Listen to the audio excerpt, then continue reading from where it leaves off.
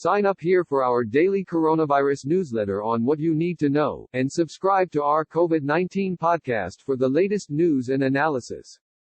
China rejected the American intelligence community's conclusion that Beijing concealed the extent of the coronavirus epidemic, and accused the U.S. of seeking to shift the blame for its own handling of the outbreak. Foreign Ministry spokeswoman Hua Chunying on Thursday defended as open and transparent China's response to the virus first identified in December in the central Chinese city of Wuhan. She was responding to a Bloomberg News report saying that the U.S. intelligence community had concluded in a classified report to the White House that Beijing underreported both total cases and deaths from the disease. Some U.S. officials just want to shift the blame, Hua told a regular briefing in Beijing. Actually, we don't want to fall into an argument with them, but faced with such repeated moral slander by them, I feel compelled to take some time and clarify the truth again. Hua questioned the speed of the U.S.'s response to the virus after banning arrivals from China on February 2. Can anyone tell us what the U.S. has done in the following 2 months, she said.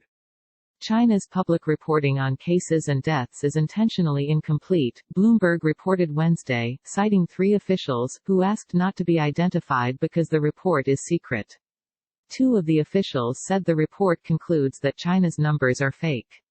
The report was received by the White House last week, one of the officials said. Since China first disclosed a new form of pneumonia on December 31, the country has publicly reported about 82,000 cases and 3,300 deaths, according to data compiled by Johns Hopkins University. That compares with more than 189,000 cases and more than 4,000 deaths in the U.S., which has the largest publicly reported outbreak in the world. Read more, New York's coronavirus patients skew young, surprising doctors. U.S. President Donald Trump said Wednesday that he hadn't received an intelligence report saying Beijing had concealed the outbreak, but that their statistics appeared low. Their numbers seem to be a little bit on the light side, and I'm being nice when I say that, he said at a daily coronavirus briefing at the White House. Trump added that the U.S. and China were in constant communication and that Beijing would spend $250 billion to purchase American products. We'd like to keep it, they'd like to keep it, he said of the U.S.-China trade deal. Communications staff at the White House and the Chinese embassy in Washington didn't immediately respond to requests for comment. The reality is that we could have been better off if China had been more forthcoming, Vice President Mike Pence said Wednesday on CNN. What appears evident now is that long before the world learned in December that China was dealing with this, and maybe as much as a month earlier than that the outbreak was real in China. While China eventually imposed lockdowns and mass quarantines, and set up fever clinics to slow the virus's spread, skepticism toward its numbers has lingered. The Chinese government has repeatedly revised its methodology for counting cases and for weeks excluded people without symptoms entirely.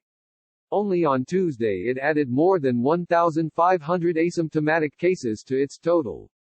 Stacks of thousands of urns outside funeral homes in Hubei province have driven public doubt in Beijing's reporting. The claim that the United States has more coronavirus deaths than China is false, Senator Ben Sasse, a Nebraska Republican, said in a statement after Bloomberg News published its report. Without commenting on any classified information, this much is painfully obvious: the Chinese Communist Party has lied, is lying, and will continue to lie about coronavirus to protect the regime. Republican lawmakers in the U.S. have been particularly harsh about China's role in the outbreak. Emphasizing Beijing's responsibility for the pandemic could be politically helpful to Trump, who has sought to shift blame for the U.S. outbreak away from his administration's delays in achieving widespread testing for the virus and mobilizing greater production of supplies such as face masks and hospital ventilators.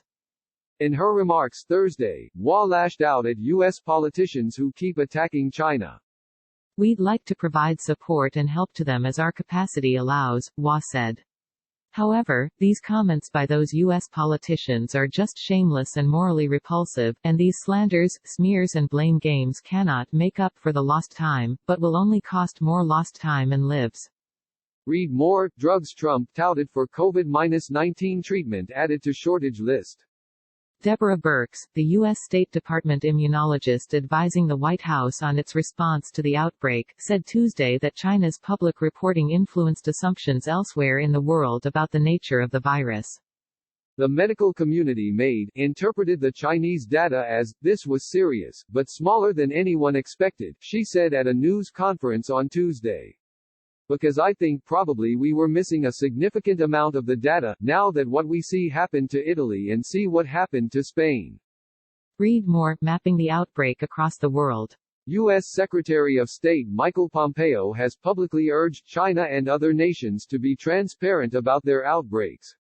He has repeatedly accused China of covering up the extent of the problem and being slow to share information, especially in the weeks after the virus first emerged, and blocking offers of help from American experts. This dataset matters, he said at a news conference in Washington on Tuesday. The development of medical therapies and public health measures to combat the virus, so that we can save lives, depends on the ability to have confidence and information about what has actually transpired, Pompeo said. With assistance by Colum Murphy, Nick Wadhams, and Jennifer Jacobs.